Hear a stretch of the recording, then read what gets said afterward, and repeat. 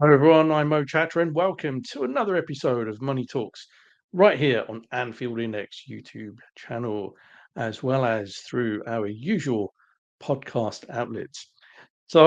Breaking news from today: Liverpool Football Club officially announced and finally announced that they have signed a multi-year agreement with Adidas for its kit sponsorship deal.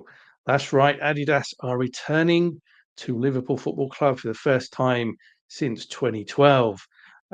This is a big development as far as many Liverpool fans are concerned. Many Liverpool supporters around the globe have always held Adidas in particularly high regard, and I always felt that deals with Warrior, New Balance, and then Nike didn't quite cut the mustard in the same way that Adidas deal with its partnership with Liverpool over many years. So a lot of delight amongst Reds around the globe at today's announcement. So in terms of this show, we'll be delving obviously into the commercial and financial aspects of the deal. First of all, let's talk money. It has been reported through various outlets that the deal is expected to rake in 60 million or more per season. Now, I put out a thread quite a number of months ago now on X where I delved into that speculation because the story of £60 million has been doing the rounds for quite some time. And I dispel that. I talked about the fact that this all stems from the days when Liverpool had a deal in place with New Balance. Now, at the time of that deal, the club, through media briefings, would suggest that the deal at that time was initially worth around 28 million, before later revising that figure up to 45. And yet, court proceedings between Liverpool and New Balance revealed that at the time Liverpool were talking about that deal being worth 45 million a year, it was actually worth 64 million pounds in 2018-19, and that was based off of kit sales of 1.8 million in that season. And it was reported that kit sales the following season in 1920, following off of the back of a Champions League win, were up 59%. So if 1.8 million delivered ultimately 64 million in sales, in revenue rather, for Liverpool Football Club, then in 1920, the last year of that deal with New Balance, would have secured probably in the region of 75 million at a conservative estimate, if not more. Now, Liverpool Football Club were not in the process of going from one deal to a lesser deal. They were on high at that point, coming off the back of Champions League number 6, and doing very well and really pushing City to the limit when it came to the Premier League. And so they went on to win the league title in that final year of the New Balance deal. But the point is that by going into a new deal with Nike, they were entering into a position whereby they were able to secure ultimately a better deal. Now, that Nike deal only guaranteed £30 million, with 20% of any sales to come out on top of that 30 million. And the analysis that I did suggested that that deal was securing 80 to 90 million pounds for the club. So that, in that regard, was exceeding even the deal that Adidas had with Manchester United, where we know from their accounts that that was typically bringing in 75 to 79 million a year. So Liverpool Football Club, um, now coming towards the end of its deal with Nike, looked at what might be available in the market, and conversations then began with Adidas. Now, it is worth noting that Adidas were um, in the hunt for a big Nike scalp, and the reason for that is that Nike gazumped Adidas to secure the German national kit deal, which Adidas had held for decades. And given that Adidas is a German company, the fact that they lost their home nation's kit deal was a big blow to them. So they were out for revenge, and they looked at Liverpool Football Club as the ideal way to get that revenge. So they went in with a huge offer that was so big, in fact, that Nike didn't even take up the opportunity to match it. They walked away. They said, no, if that's what Adidas have offered to you, Liverpool Football Club, take it and crack on. And so they did. So this is now the final year of that Nike deal, one that has commercially been very fruitful for Liverpool Football Club. UEFA just last week published a report, and that did show that Liverpool's commercial kit deal plus merchandise sales raked in 123, 124 million pounds in 23-24 season. And the bulk of that 123 to 124 million will apply to the kit deal, which, as I said, is in the region of about 90 million pounds, with the rest obviously made up from non-Nike merchandise sales. So that is testament to how well that deal has done for the club. Obviously, in terms of the designs, that the Nike deal it's certainly split opinions. I mean, there are those that have not been too against some of the kits that have come out from Nike. There are those that absolutely detest the kits. Whereas under Adidas, the not always, but the bulk of the designs generally were a home run where many of the fans were concerned. So there is certainly an expectation that there will be a return to some of those popular designs from back in the day.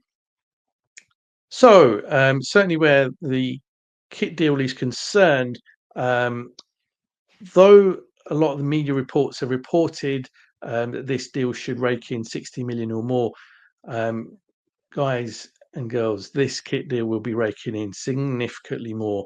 Trust me, it'll be topping 100 million quite comfortably.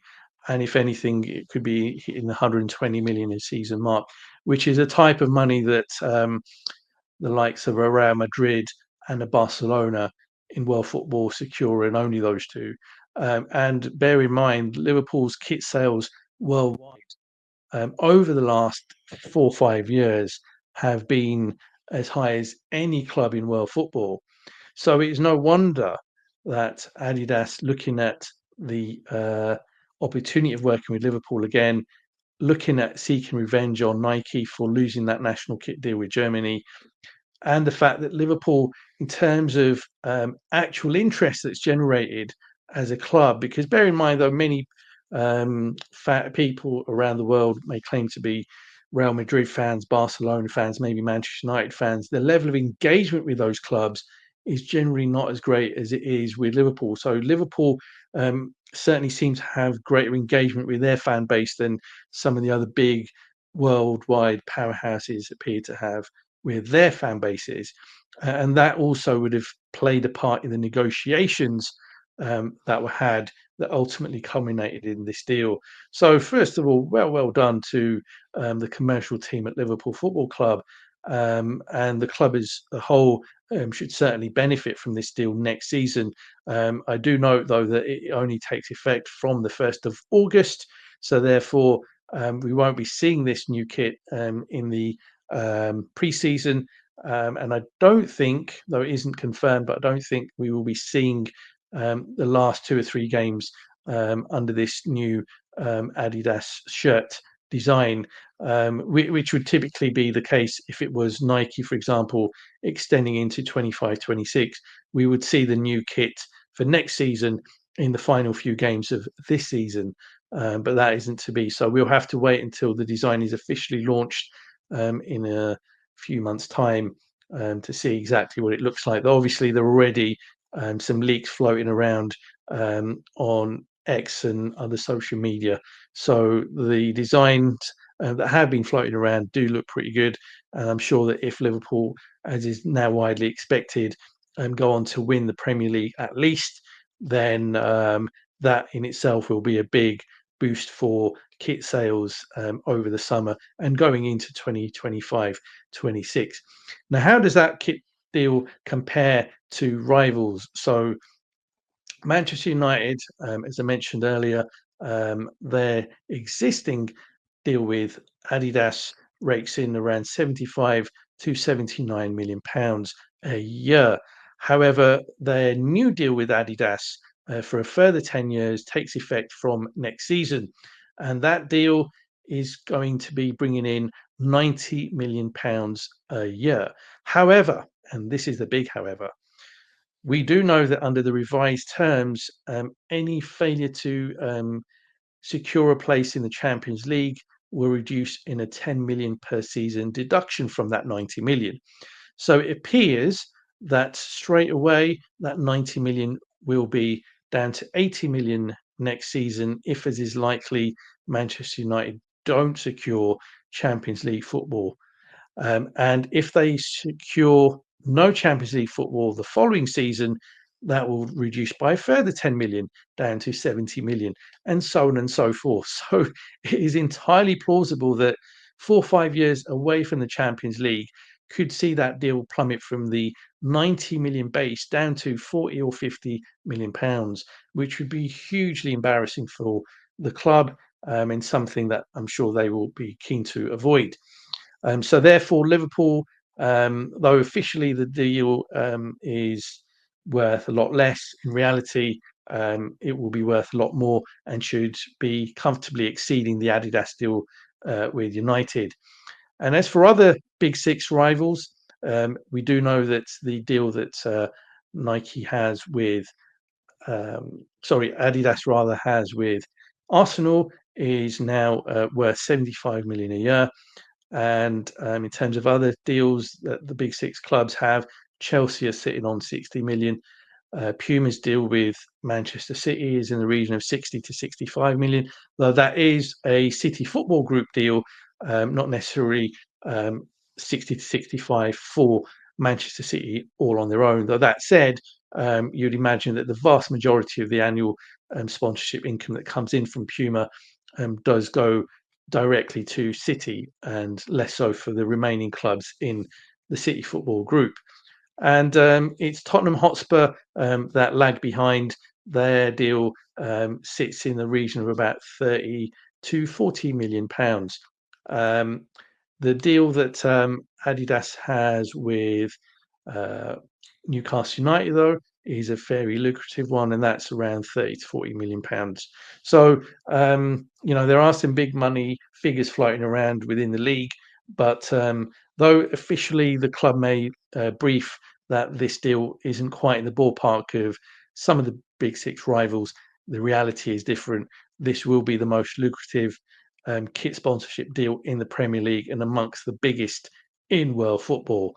So huge for Liverpool Football Club, and something that should certainly be beneficial when it comes to the available funds for transfers. And there will certainly be a clamour for a number of deals to be done in the transfer market, and away from the sponsorship front. Though that said, Liverpool Football Club certainly won't be standing still, especially if, as is likely, they secure a 20th league title in the next couple of months. They will be looking to maximise on that success and looking to help that to deliver stronger commercial revenue growth with either improvements to existing deals or to secure some more blue chip companies for further new sponsorship deals. So certainly on the commercial front, all looking very, very rosy for Liverpool Football Club indeed. Right, I will be back very soon, talking to a couple of guests. First of all, Kieran Maguire, um, to delve into the wider subject of football finance, and then also hopefully getting guests lined up to talk about the impending outcome from the Manchester City legal case with the Premier League that we're expected to see an outcome from in the next couple of weeks, as well as a potential podcast to look at whether there is scope to further expand Anfield in the next few years. So some exciting topics to touch on, maybe less so if you're a Manchester City fan, but that will certainly be something that will be of interest to not only Liverpool fans, but fans of Premier League and football generally. So certainly waiting with bated breath on the outcome of that. Manchester City Premier League legal case. But until next time, up the Red.